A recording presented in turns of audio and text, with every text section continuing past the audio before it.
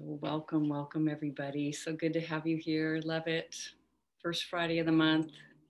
Usually it's first Friday of the month. Every so often it's second Friday of the month, depending on what's going on, it seems.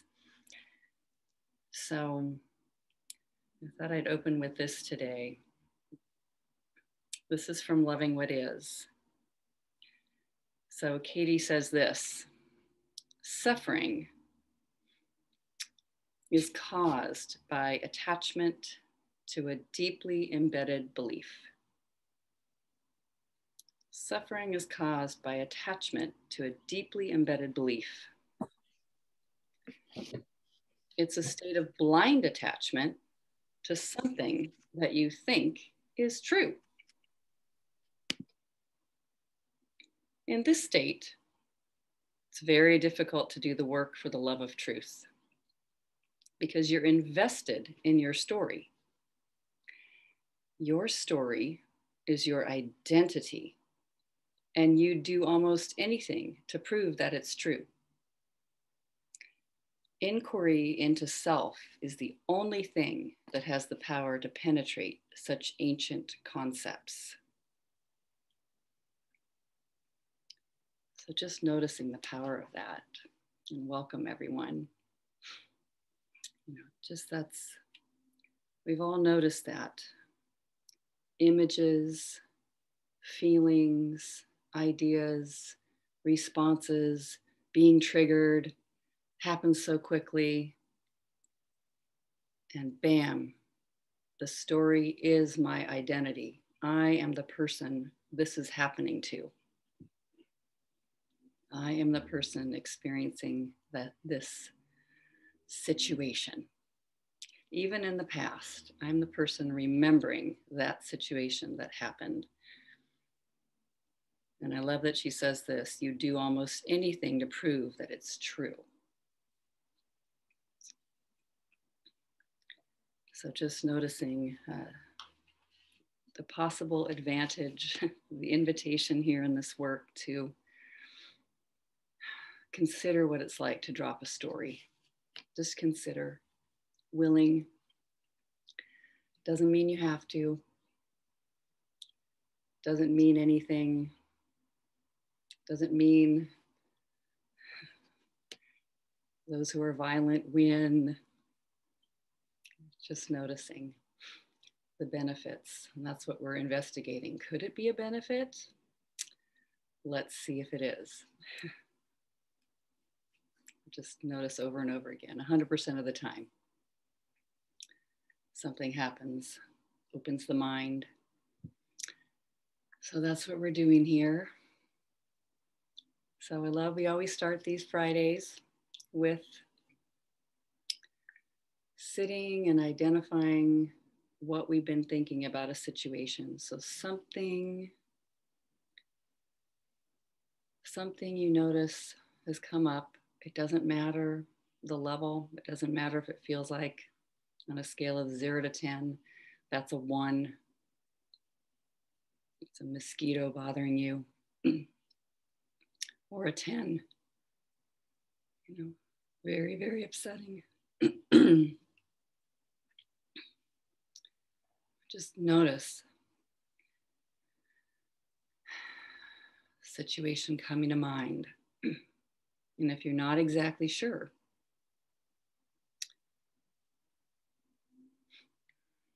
mother, father, sister, brother, just those people that are close to you. There's encounters or situations or experiences that feel repetitive. And it can be a thing, your body, money, boss. So welcome everybody. So the very first step, think of as identifying clearly what it is we are actually thinking, like putting to words that gut feeling, that disturbance, putting it into words. So just writing it as if, we're going to write, you never have to share it. Writing it very unedited, like you're having a conversation with something kind, a great compassionate advisor, and you're the one speaking from the stress or that voice that's in you that feels the pain of it, the injustice, the despair, writing from that. So first, just take a scan of your life, notice the feeling of disturbance, upset, fear.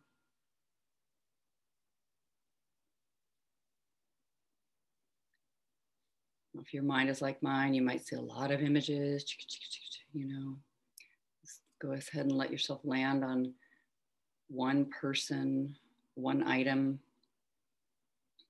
one condition, just to narrow it down, make it simple.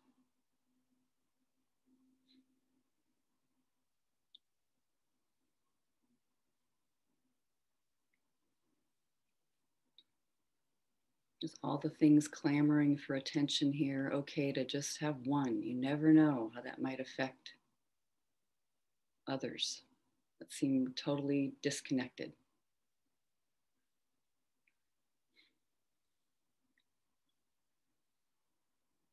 So finding a situation, finding a person, just identify. We're just seeing what that feeling of fear,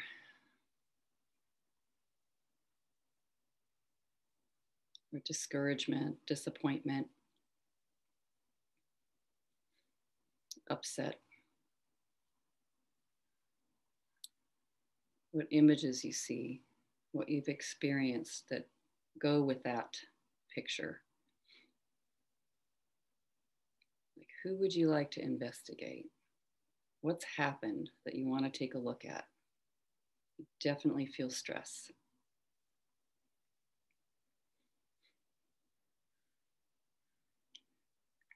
And I like thinking of it as a movie. There's all those images. Some of them are moving. Some of them are still. Some people remember and hear the sound.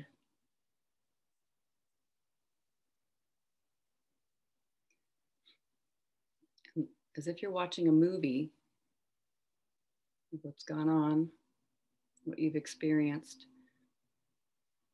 Let it kind of calibrate or land or pause, just like we do when we're watching an actual movie. And push the pause button. And frame that situation. Like maybe right after somebody just said that thing, or you just read those words in an email. It's okay if it seems that mundane, just reading a text. Not so mundane. Feel stressed.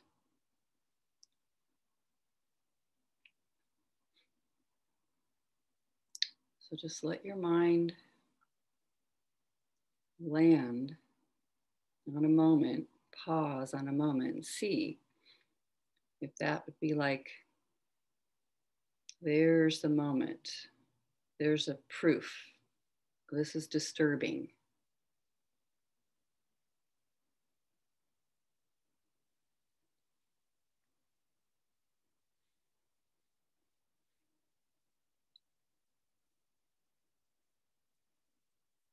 Here's your situation.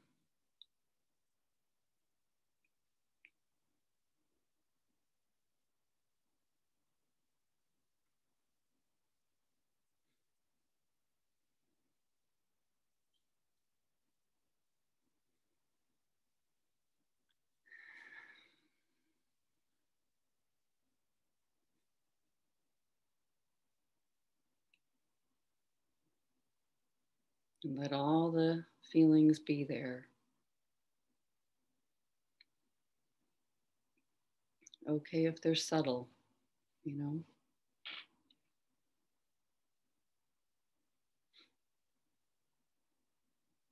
And see when you're looking at that moment in that situation, how would you put in a very short, simple sentence why you're disturbed? I'm upset because.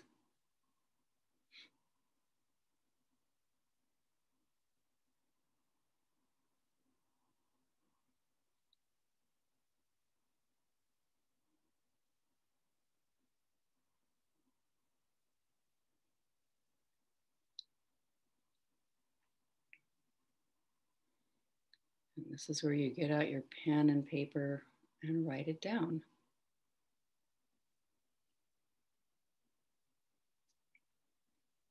And welcome everybody who's arrived. We're feeling out to judge your neighbor. And if anyone has questions anytime, you can raise your hand or just take yourself off mute and ask or put it in the chat.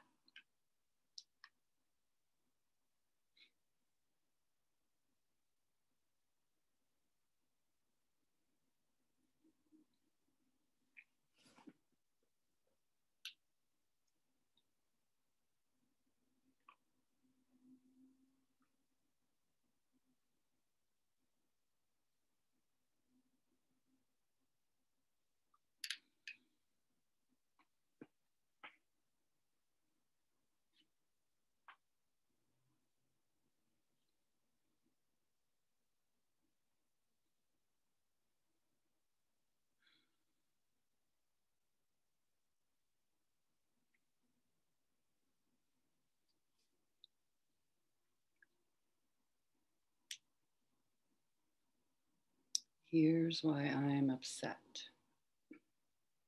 Not really a big explanation, just a simple sentence.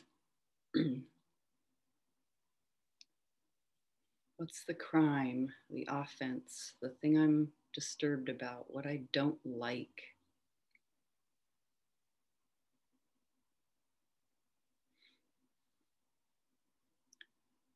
Letting yourself hear that, letting yourself have that.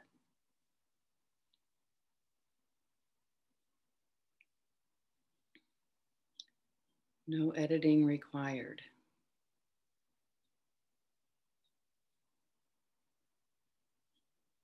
In fact, welcoming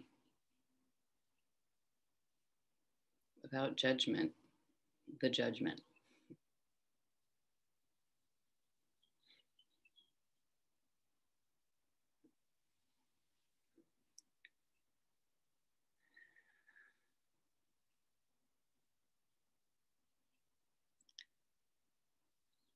Number 2, how do you want what you're seeing to change? Let's notice it feels like a demand. God, that'd be great. This would just be much more preferred.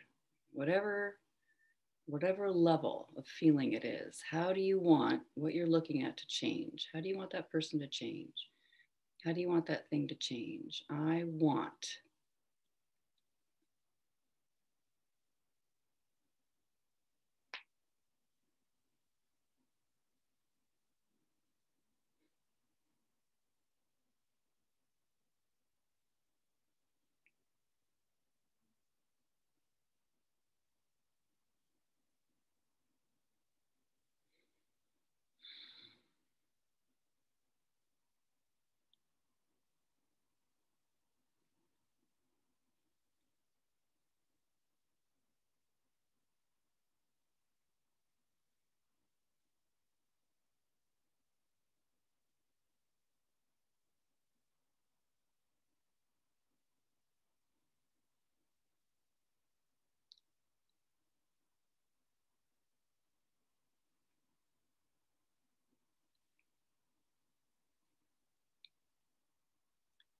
Unedited, letting it, just listening, what you hear, okay to write it, okay to have that thought.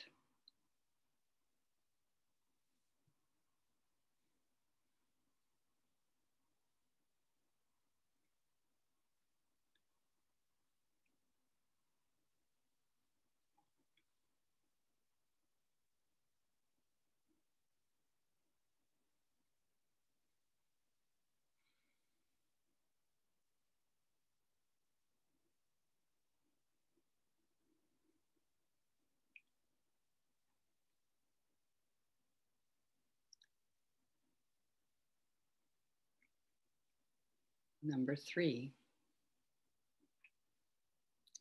touch your neighbor worksheet. What advice would you give? So using should, shouldn't, that's the advice giver's words. This is should. Here's my recommendation. And just see, especially so that change can be made.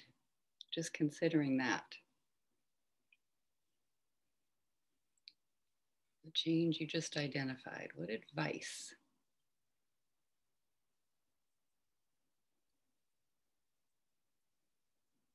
What advice arises?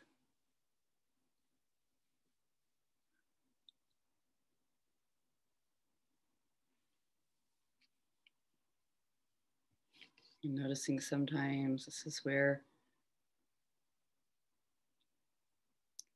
there may be thoughts towards yourself. Okay to have those there.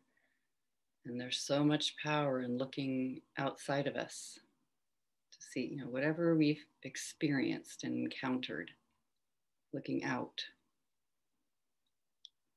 can give us so much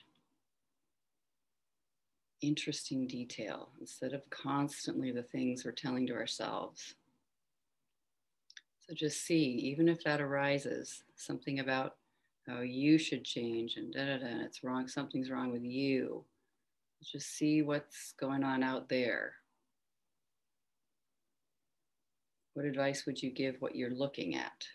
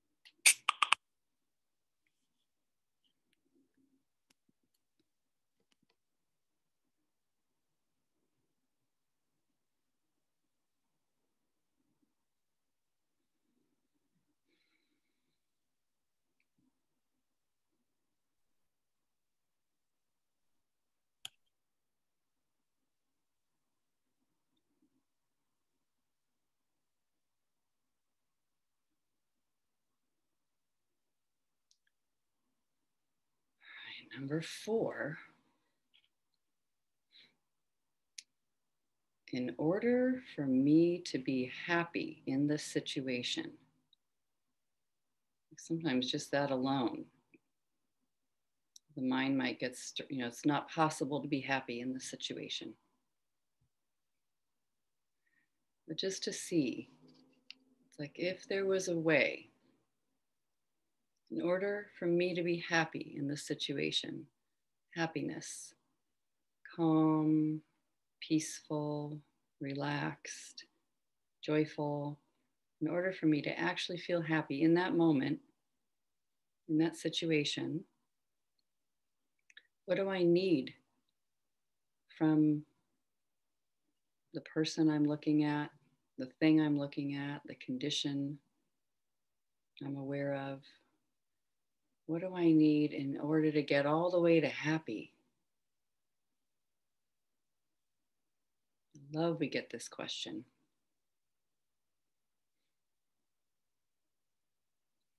Sometimes all that occurs to us is just surviving the situation or making it stop. But if we experienced happy,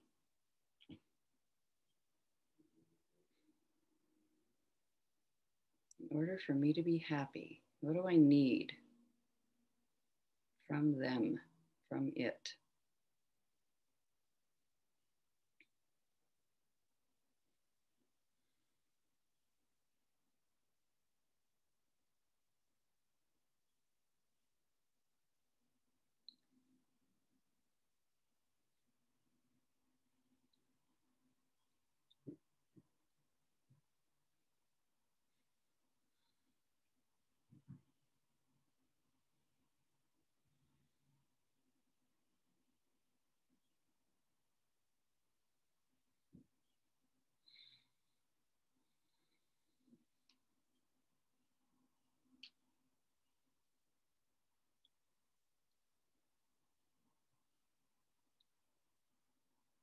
Notice if there's words, if it's a person you're looking at, are there words they would say? Sweet to be specific. If that comes, just listen.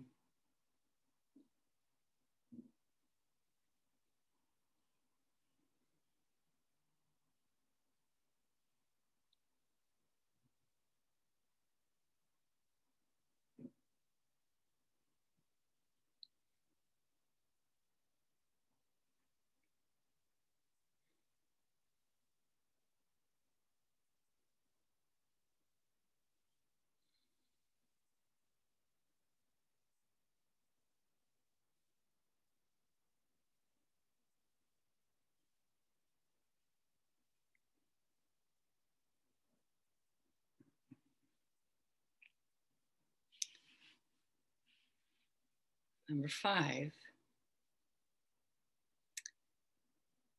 what do you think of them? What do you think of what you're looking at? What do you think of it? What do you think of this person? Unedited. In the emotion of upset. So in this situation, they are.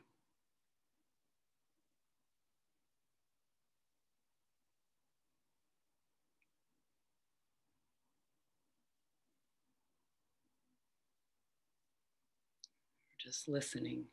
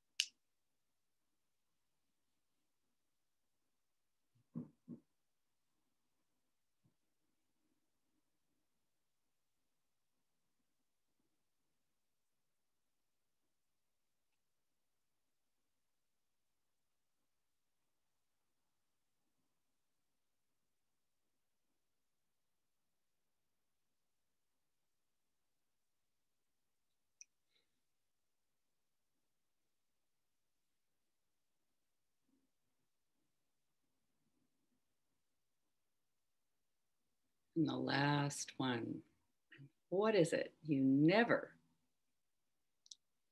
want to experience again? If you had your way, I don't ever want to experience, I don't ever want in that situation.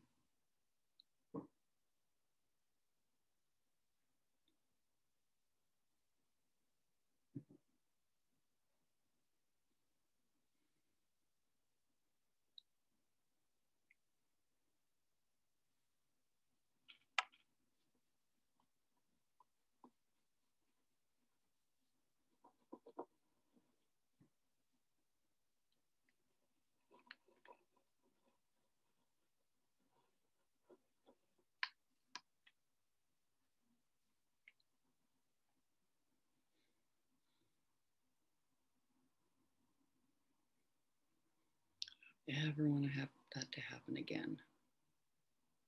Ever want to experience that again?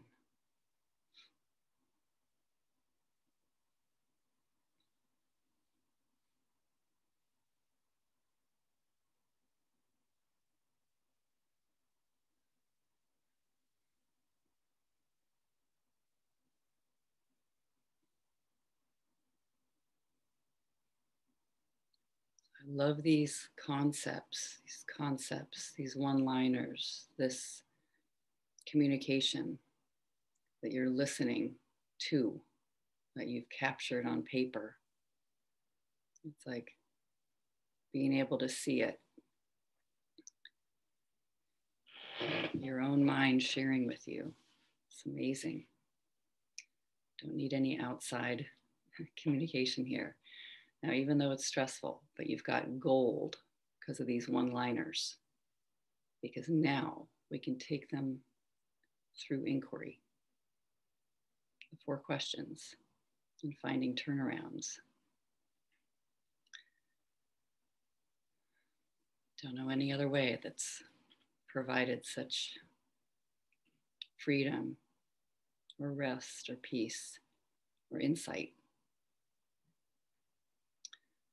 So, who would like to do the work? And you can tell us your situation and read your worksheet. Marty. Okay. I grew up in Rochester, New York, and I lived there until I was 36. And I moved to Miami on my honeymoon. This is the short synopsis version.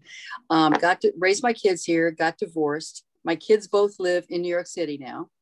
So why should I be, and I'm retired, so why should I live in Miami? I could move to Rochester, which I love that city, even though it's in the news a lot lately, but I think it needs me.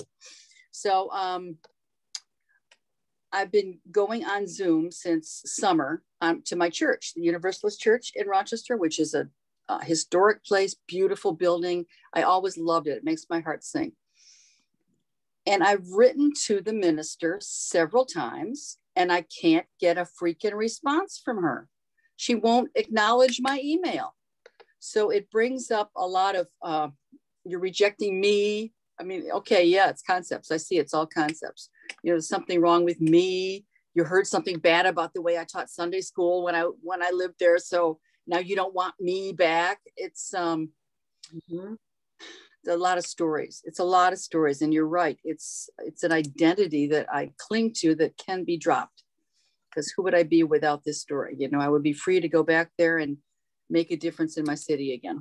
Yeah. I love this one though. Noticing that silence, absence of communication, and the wondering and the mind kicking in. And she's, how did you say it? Ignoring me? Rejecting me? Yeah, like I even a couple months ago, I volunteered. She put a notice out that they were having a bereavement group, and I'm trained in bereavement therapy, and I did it with my at-risk kids at the school I worked at for years, and she didn't respond. That I wrote her to volunteer to help. I'd be glad to sit in and just be another listener. No response. Okay. No response at all. So I'm upset with her because she doesn't respond to my emails. Okay. So, and all that means. Everyone fine. Somebody, there they are. They're not responding. They're right in the presence. Just any kind of moment where they're not responding. They're not responding. So she should respond. I even have my Rochester shirt on today, actually. My visualizing going home. Yes, she should respond. Okay. Are you sure? Can you absolutely know? She should respond.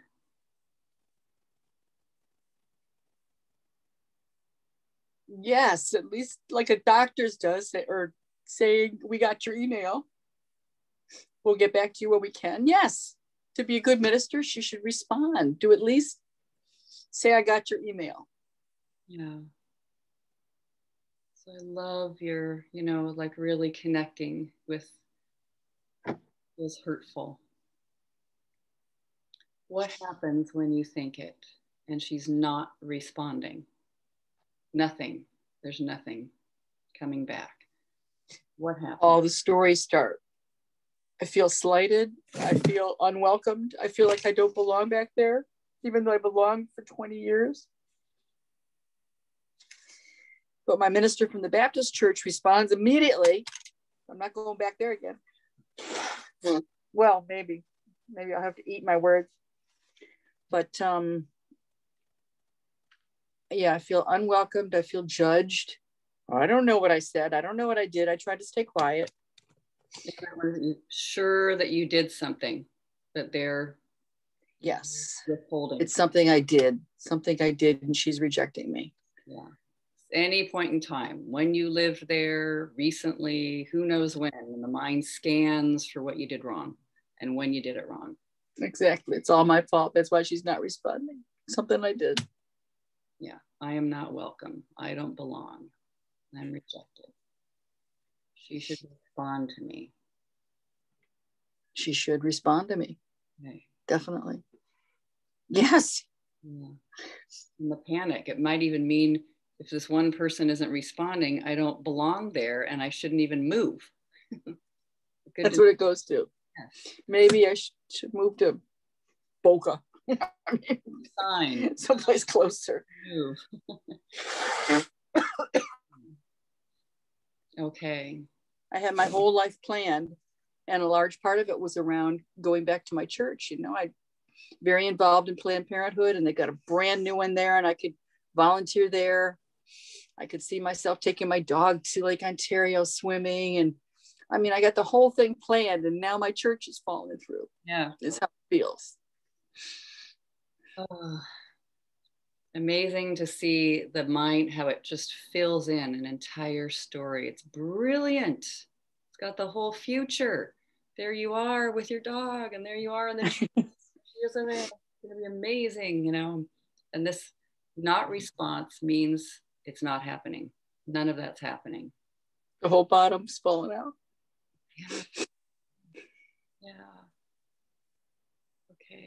I'm not even looking at pictures of houses that my realtor's sending me until I hear from my minister or get through this worksheet. Yes.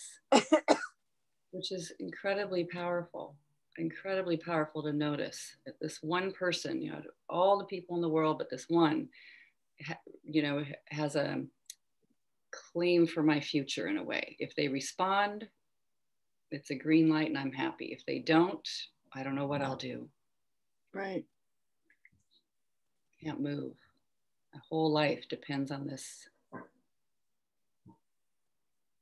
Just noticing that, you know. Wow. You should respond. I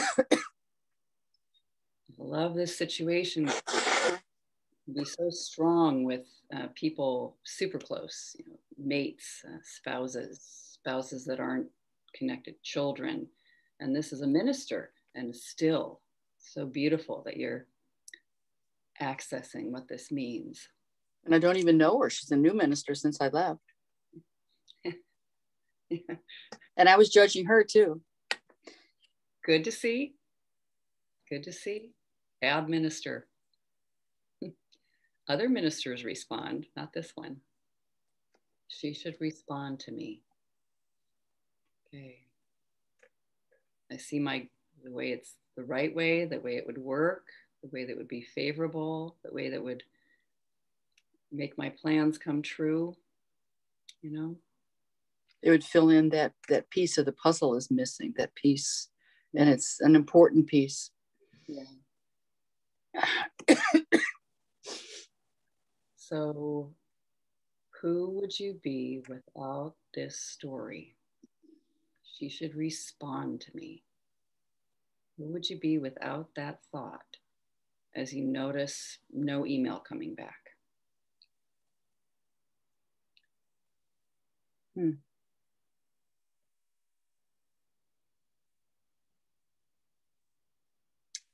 I'm sure that there's lots of paths that are open and lots of things I could do on a Sunday morning besides going to a place. And one of the things I like about Rochester is the Zen Center up there. It's a beautiful, peaceful place. I might be able to go there. It's not closing the door to Planned Parenthood or other things that I want to do in the community. This is just one place. And I don't have to belong to go there on Christmas Eve, if that's where I want to go on Christmas Eve, because it's beautiful on Christmas Eve. You even have a story about this means you belong. It means I can't go to church on Christmas Eve at the Universalist Church. No stressful story. No stressful story. Who would you be without this pain? Responses required for happiness. So therefore, I need it. And it means, who would I be without the thought, just in the moment of noticing no email? That's really all that's happened. Oh, she must be busy, kind of a thing. Oh, she must be busy. Maybe she's on vacation. It wouldn't mean anything. It would just mean that oh, this is interesting. She hasn't responded to an offer to volunteer. Just interesting. I wonder where she's coming from. Yeah, wondering. We're just wondering. And we don't know. Don't know. Right. Could not know be safe. Could not knowing be okay. I mean, do things turn out the way, you the whole entire plan is going to go my way for the whole future? This is just one piece, and there's so much to do that might not even include this. I don't know. I haven't been there in 30 years. Notice everything about Rochester's in your mind. Past and imagination and filling it in and pictures, and right in the moment of just woman at a computer noticing the absence of an email. Just see, am I okay? In the present moment, in that situation, because that's your situation. Situation isn't in the future. Situation is just at a computer. Without the thought. I'm fine. And I can choose to go and go there, or go to another church, or not go to church, or not have church even be a part of the menu when I'm up there, because I am different than I was when I was 36 up there. Yeah. Who knows what'll happen? Wide open horizon. Don't even know yet. Don't even know what you'll contact or what will be right, or who knows.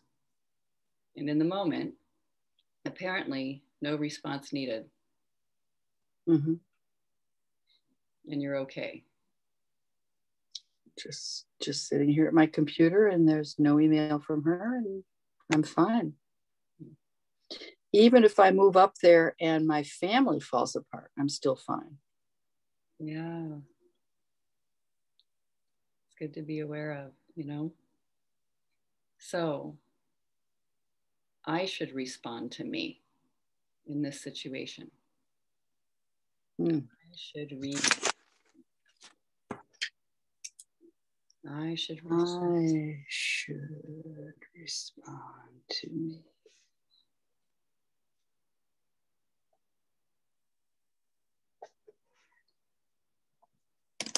Should respond to me.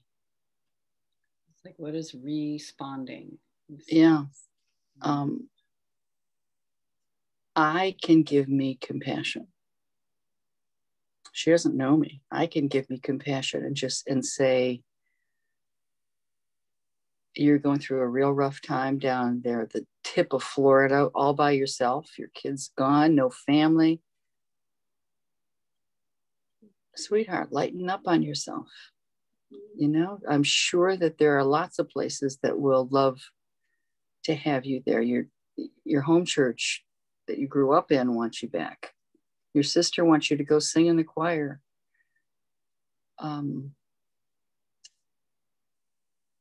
Just woman with lots of pictures in her head about things that might be appealing, and things that will or will not happen.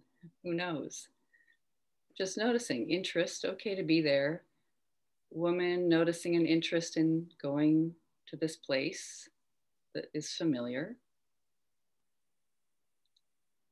Yeah, and this, you might be looking backwards instead of looking forwards. Good to notice. Yes. I should respond to myself.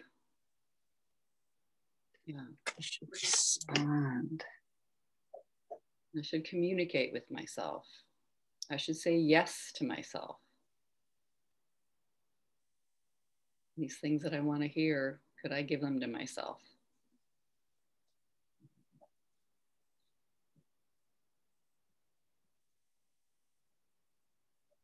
And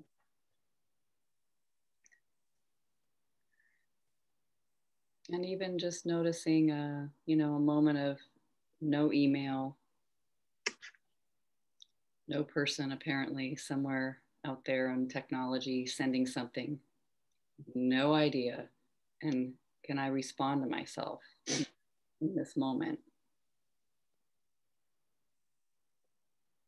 Aware, quiet, other things drawing my attention, other emails.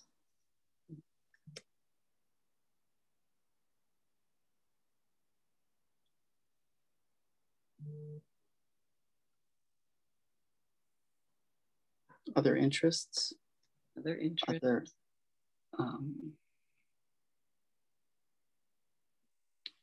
I'm not that person anymore. Yeah. Of unknown. Unknown. Wide open mystery. Exciting. I have myself to respond to here. Respond to the part that wants a response, I can respond to.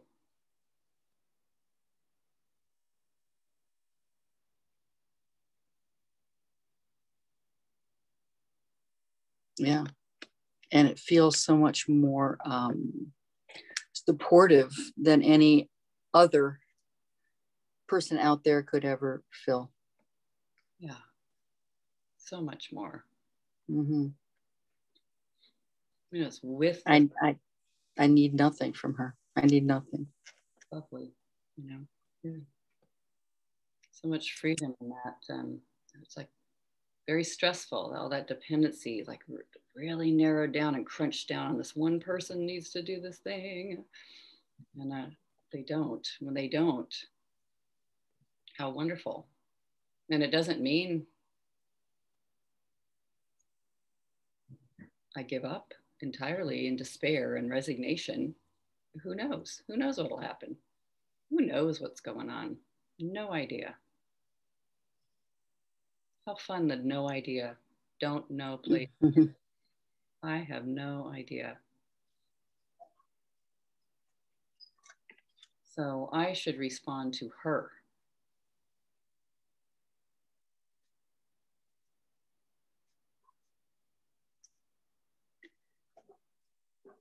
Mm-hmm. I did. I wrote her an email and I said, it's just curious to me why I haven't gotten even an acknowledgement of a receipt of my emails, 2 of them in 2 months, and not even an acknowledgement. So I'm just curious, do I have the right email? Are you busy? I did respond to her, but I also let her know that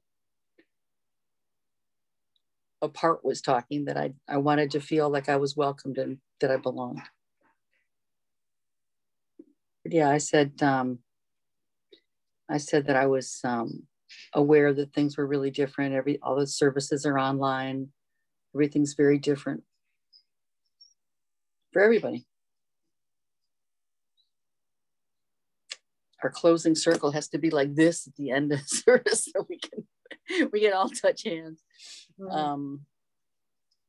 But yeah, I try to. I should acknowledge her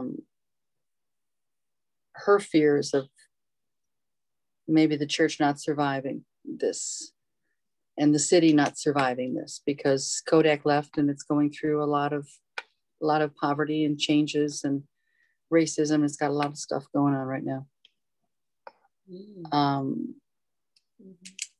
Her fears, maybe, yeah, she's stressed. And it's nice to have, just even with all that potential and possibility, just responding, just responding, responsive, aware. I should respond to her in this moment of silence, like allow people to just be whatever they're doing. For all we know, she's never even gotten an email. Just every wide open line, that there they are. It's not personal. I should respond to her. Mm-hmm. And is there a third one? She should not respond to me. Oh, she should not respond. No, no, no, she should not. What's the reality? She didn't. Not on email. Not apparently. Not that I know She of. doesn't know me. How is it good for you? She does not respond. Because it got me to do this work on it and take responsibility for my own concepts that are swirling around. Yeah. Amazing.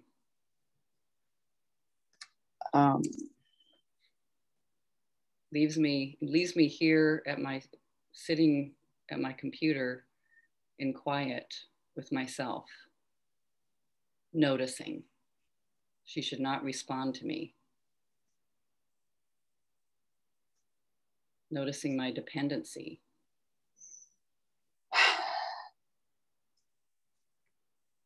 Noticing I'd rather be free than this kind of dependency.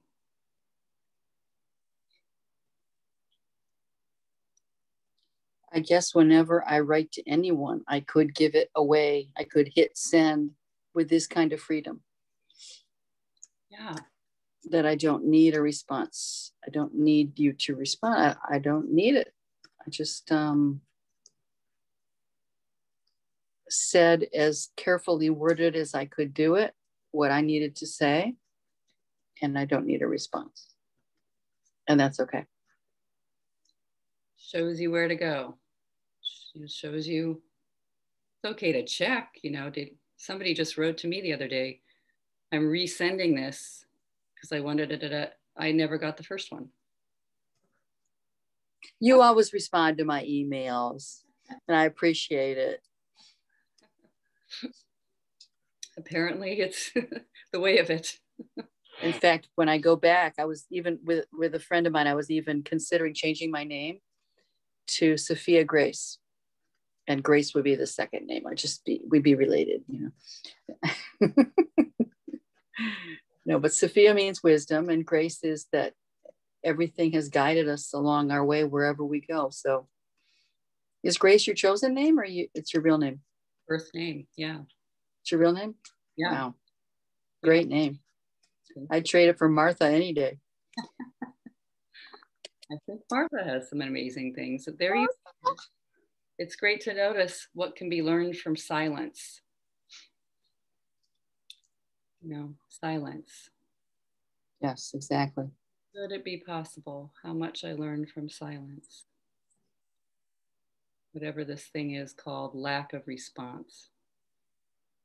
She should not respond to me. I am being responded to. She should not respond. I am being responded to. Yeah, and something larger than just a minister. I've been ministered to. Isn't that beautiful? Yes. And it's not that individual person in the world's response where everything rests on that for my happiness. It's nice to have freedom from that. Oh, I love that thought. Yeah. You like silence. It is ministry.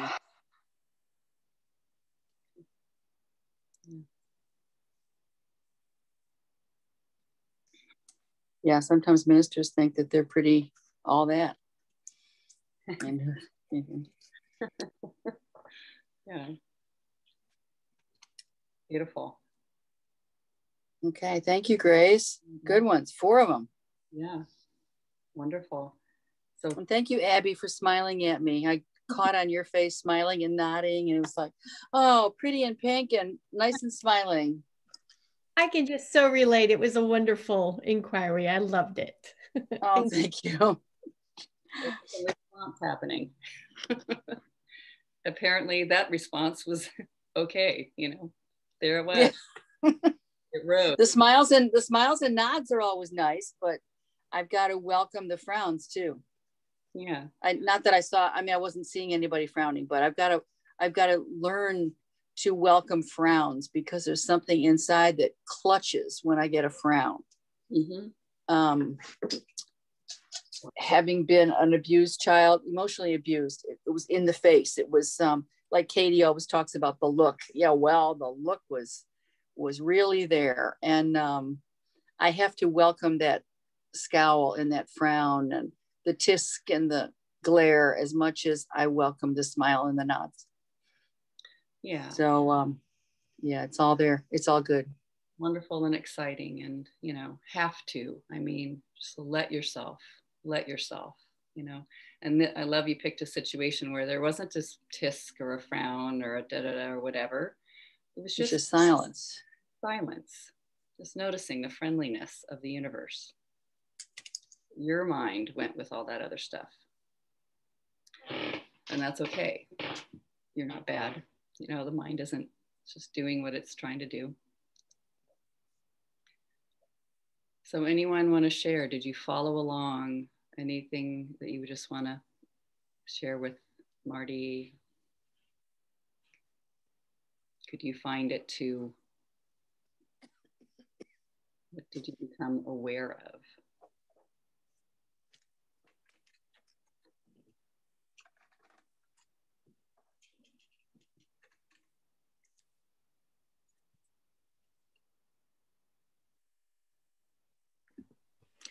I'll share.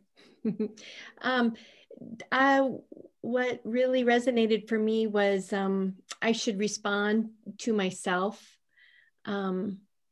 Yeah, so often, you know, we think that our needs are met out there, and in reality, sometimes we need to bring it home and just, you know, allow it to be within us and respond more to ourselves and whatever. So that, I like that. Yeah, that's kind of where I'm at a lot.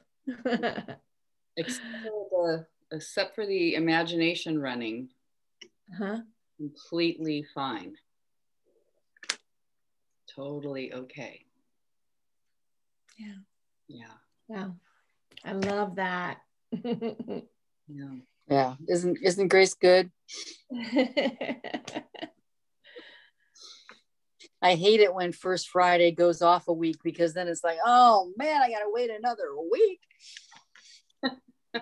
But it's all good. Yeah. Beautiful. Thank you, Marty. Who else? Yeah. Sharon. Am I saying your name right? Sharon. Sharon or Chirin? Sharon. Beautiful. You know, it's interesting. At first, I thought super soft. Can you turn up a little bit? Yes. Is that better? A little bit. Let's see if I can.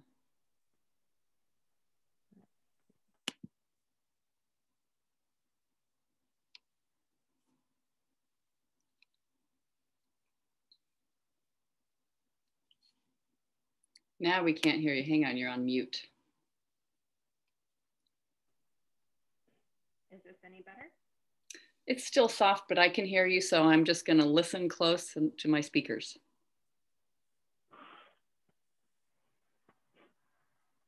Okay.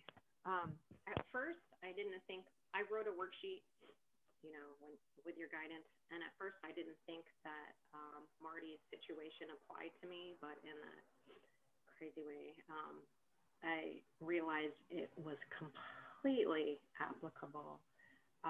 My situation was a scene after my ex-husband and I decided to divorce, where I was really distraught, and he was silent. So I wrote the whole thing about what he should have done in that moment, how we should have gotten back together and all this kind of stuff. Wow. So it's really powerful. It's been 15 years, but it's been coming back to me recently because of what's going on in my life. And one of the most powerful pieces was with the he shouldn't respond to me, that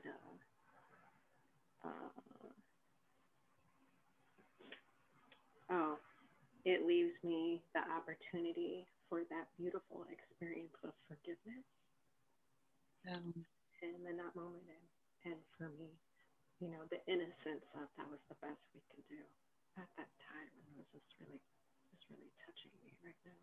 Yeah, that's so beautiful. Even after all this time. Yeah. So thank you. Yeah, thank you. Wow. Yeah, so precious. Yeah, Jen, I saw your hand up. Oh, I could do the work. Oh, okay, great. If we have time. Yes, we do. Absolutely. Okay. Do you want me to read you my workshop or my worksheet? Yes. Okay. So my situation is I am going through a divorce, and some like official paperwork came, and I had told my lawyer that I did not want to be the co-petitioner, that I wanted my husband to be the petitioner and me to be the respondent, because this was his choice. And so when the paperwork came from his lawyer, it said I was the co-petitioner, and it was upsetting to me. And it was this is my situation, that it just felt very real, like the official end of our marriage, of our family, of our sweet life, all of that kind of stuff. So I'm angry with Dan because he caused this mess. I want Dan to suffer, take responsibility for all the pain, be punished. He shouldn't get away with causing us pain. He shouldn't get away with irresponsible behavior. He should regret what he did.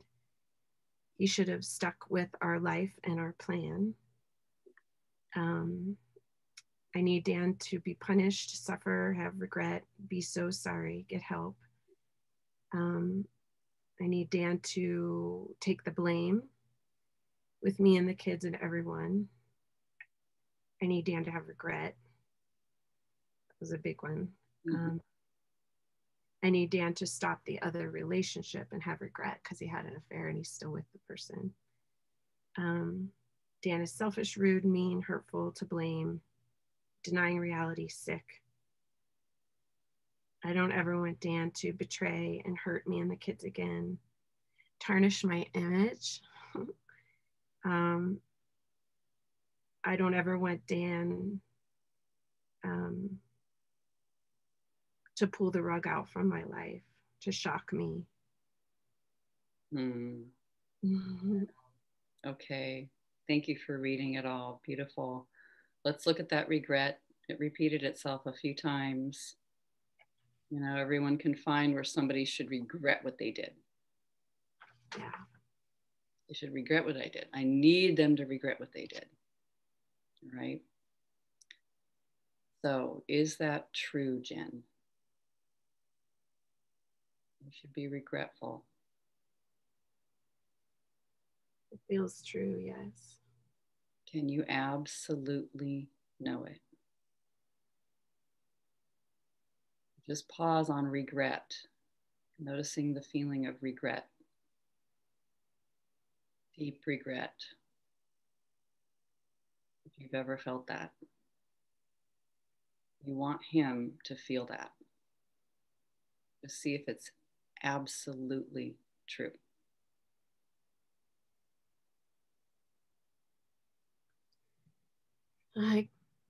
There's a little no in there, so I have to go with no.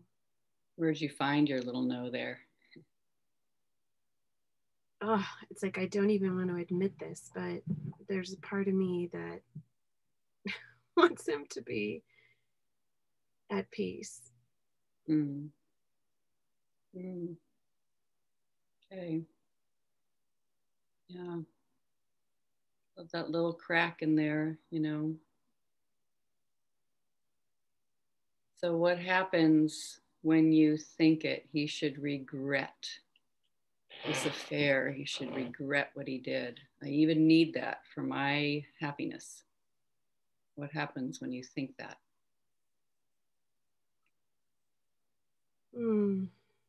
I feel like the judge. I feel really judgy and righteous, and that makes me feel yucky. But I'm also angry. I'm angry. I like want justice. A lot of blame, a lot of shame. He did this horrible thing, and he shamed our family. He shamed me. He shamed our marriage.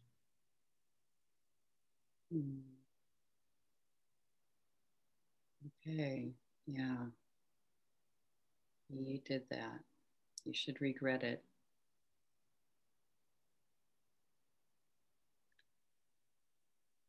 Seeing all those images of the past, this regrettable behavior, this action, any into the future, you should regret. What would the regret look like? Just see.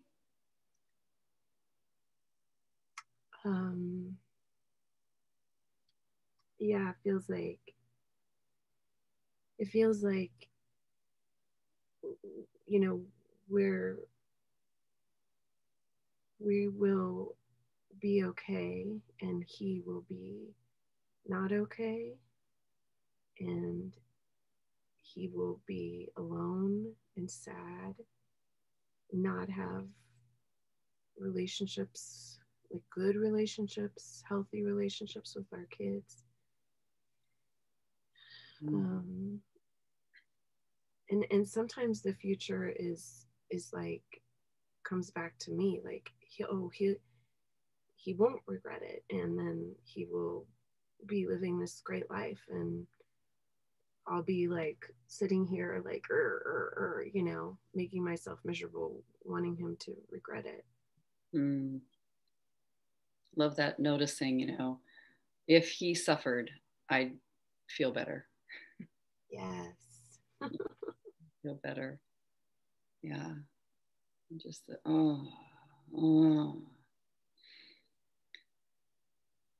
and painful. Watching what somebody feeling regret would look like, and watching what absence of regret would look like. Yes. Yeah, there's this regret that's not happening, and he should have it.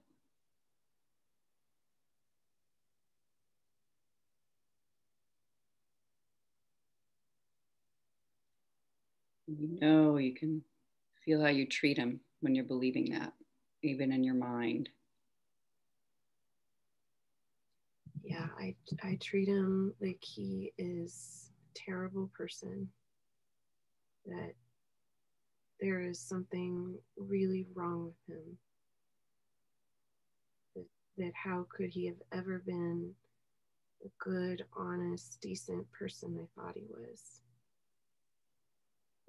That he was probably always a liar and always had a secret life, and treating him is just awful. It's good to see. So the connection you had was not real. You undo the feeling of what you did have. That was false.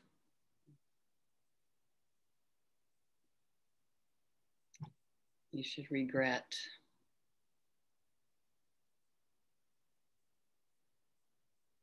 You should regret.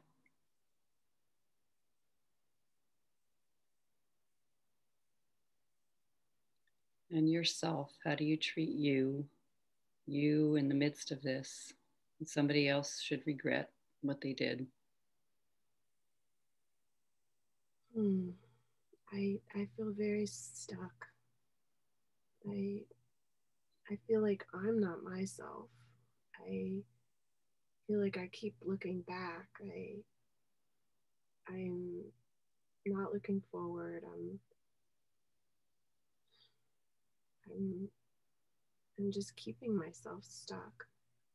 And I'm, like you said, it's like I'm depending on feeling better by having him suffer. Like my happiness depends on him having regret, and that's feels really bad. Feels like I'm not treating myself well. Powerful thing to notice. Yeah. This desire for someone else to suffer. And just that it feels off. Yeah.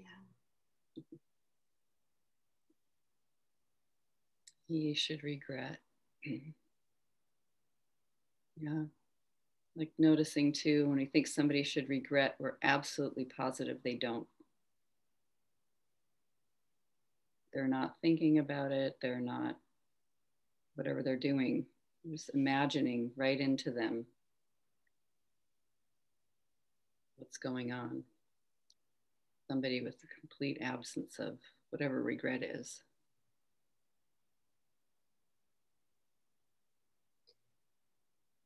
Yeah. Yeah. It's like I'm all knowing or something. Mm-hmm.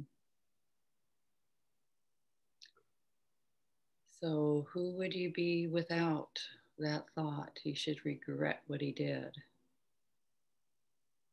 He should regret it.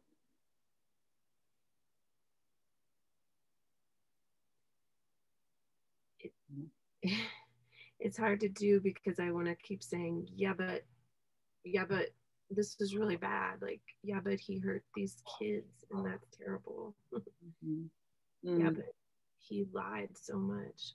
So I'm just gonna try it on real quick. Yeah, it's just wondering, just being willing to wonder, who would I be without the thought? And I love that, noticing, oh, wait a minute, even if this is so stressful, I have to keep it. I have to keep it, or else, whatever, there's reasons. I won't be safe. So, I got to hold this, make sure. And if I weren't able to have it,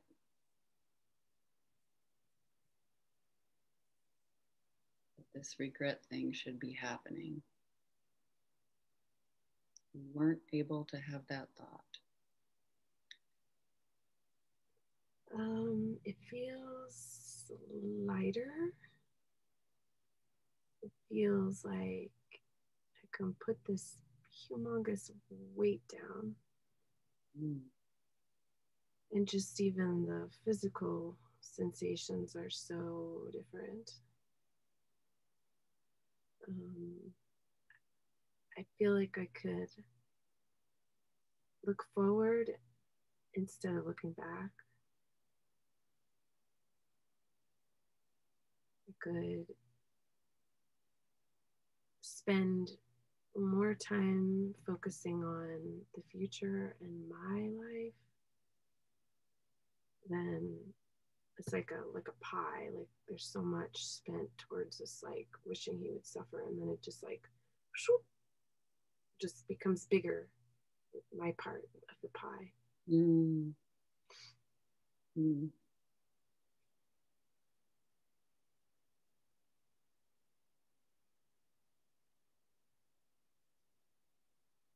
Yeah, even in this moment, so imagining a more open mind about the future, and even just right here, just for a moment, setting it down.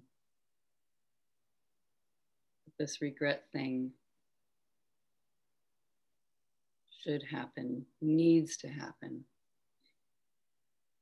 Being willing, in this moment, even noticing he's not here right now. Just you.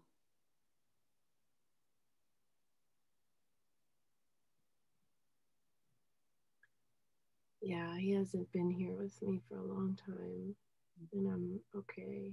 Mm-hmm. I'm good in so many ways. Mm. I'm healthier. Wow.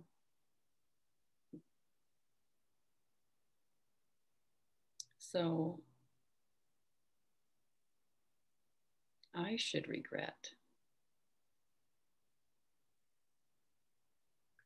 These are always done with greatest compassion. So if regretting is desirable here, which, you know, we're not sure it is, I should regret what happened.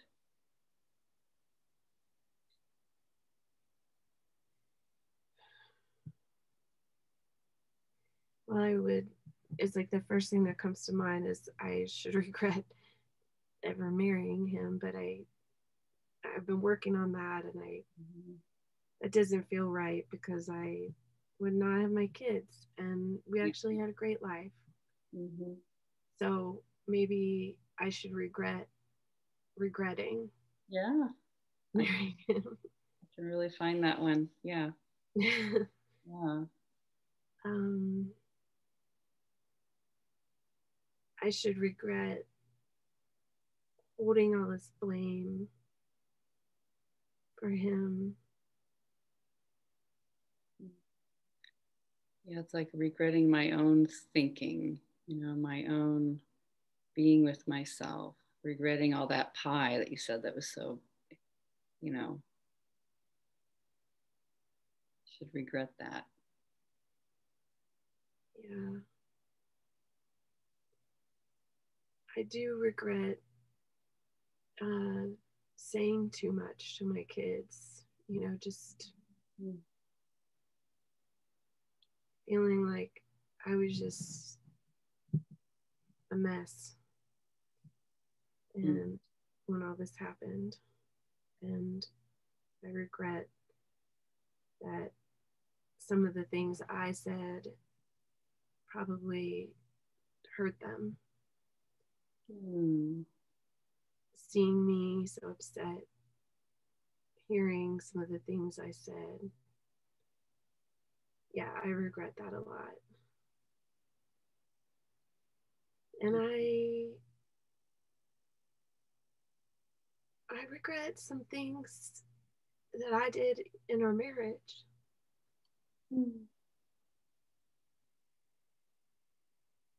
I regret being focused on so many other things, not being focused on him at times. And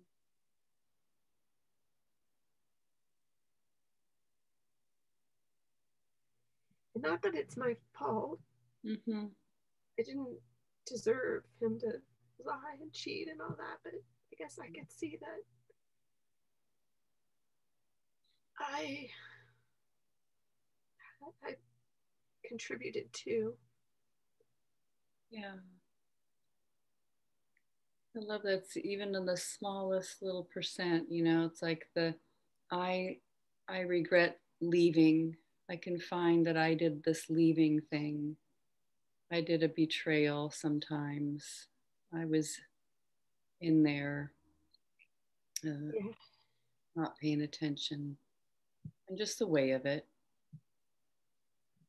Yeah, and I can see that both in him and me, that I left, and him, but I also see that I left myself.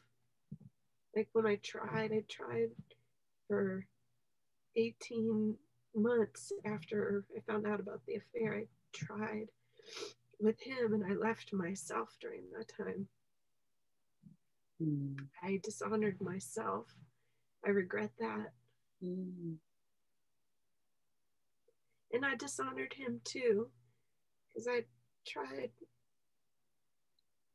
to get him to come back. Wow. Any way I could. Yeah. That's a good one. It's like he should regret like this leaving and parting, and I should regret trying to grab and stay connected.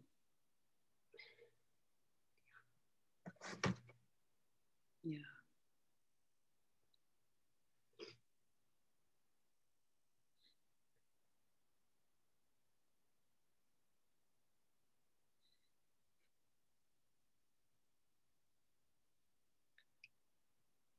You should not regret.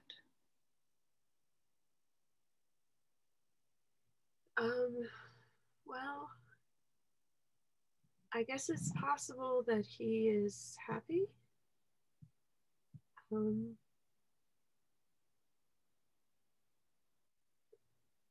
I guess it's possible that, you know, sometimes I think like it wasn't really about the other person and that probably won't last. But maybe this was his way of healing himself. Maybe he needed to do this to heal himself. And I guess for me, it gave me an opportunity to heal myself and do so much work on myself. Wow. And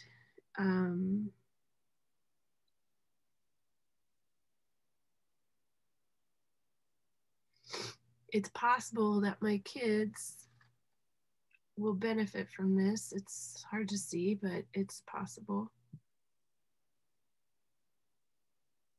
See if you can find one way they might benefit.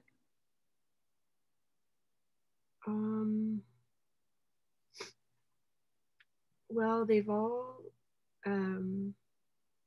started counseling, and I think that that is really good for teenagers. There are two teenagers well, they were all teenagers when it happened, but I think, and they're all still in therapy. I think it's really good for young people to be in therapy and express themselves and talk things out. That in itself, I think they're looking at their own, I guess, judgments about him, and yeah, and maybe it'll help them be more honest in their lives and take commitment seriously, more seriously, and more precious. Yeah. And if their father regretted and regretted, the deepest kind of regret, just noticing that image, you know, he should not regret. Just that feeling of regret at how intense it is, how painful. Yeah. The suffering. So painful. Yeah. I would hope that they would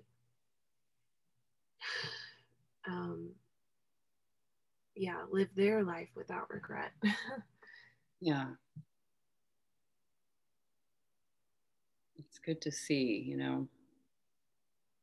And if they had a father with that depth of regret, you might not want that for them. Right. Definitely. Yeah. Mm. You should not regret. Yeah.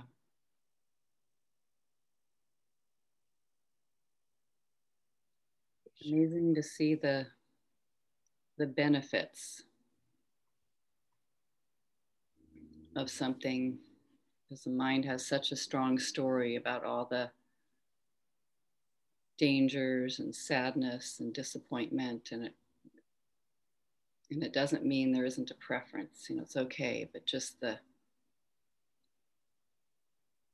from this happening, mind will, like, you know, repeat, like just skip like a broken record, those old records we used to listen to over and over about, painful, and forgetting the safety, just the awareness and the movement, and that it's okay. And it may even have some offering, like you mentioned, you know, some sense of awareness comes alive within through this process. If there was anything that could wake you up, you know, to who you really are, just your awareness.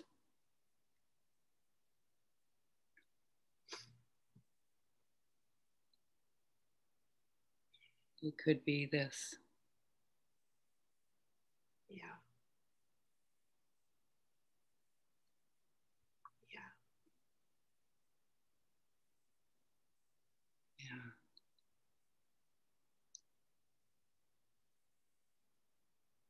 Yeah, powerful. Thank you, Grace. Yeah, thank you, Jen. So, comments, sharing from listening, any insights? Could you follow along with the situation?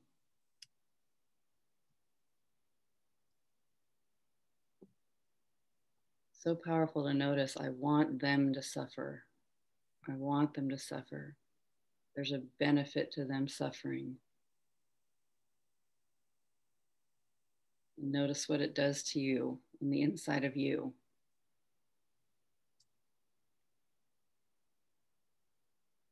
And just how certain you are they are not suffering.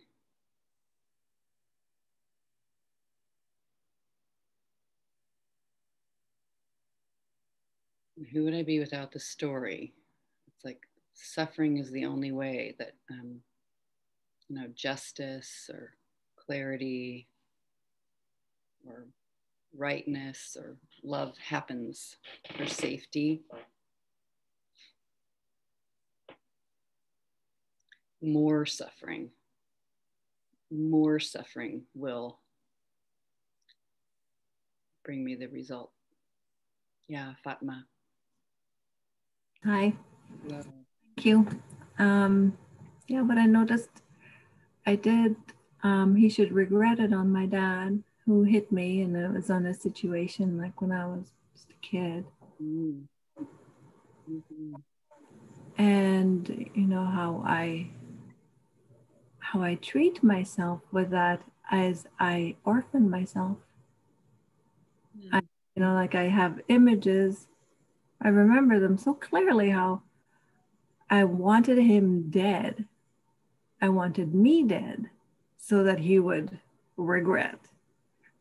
Wow. Yeah, and it just blinds me to seeing that he was already regretful. You know, just sitting there on a couch, I see I see how awful he felt after. Yeah. Yeah. Beautiful. Like Thank you. That was amazing. I'm doing this work, and same thing. Husband who left, apparently, and finding the regret was there, you know, after. There he did. He got a cancer diagnosis. And it was just like this, all of a sudden, it was just awareness of how I had wished him to suffer. I wish he was dead. You know, I wish it would be easier if he died in a car accident. I mean, just amazing, the drama. And now he was dying. And it was like the heartbreak of realizing that is not what I really want. That is not what feels like true unconditional love that is within. It's not who I am. It's not what's needed. It was so sad, just heartbreaking. And then there was another day, and it was okay. And I love the Sandy sharing. Oh my gosh, I've wanted my sister to suffer because she's not expressed regret for how she treated me. And this regret thing, I think, is the key to my being stuck. Thank you. More work to do. See you at Spring Cleanse. Yay. Spring Cleanse at the end of March, everybody. If you want to sit with this. Yeah. Beautiful. Anyone else before we close? Yeah.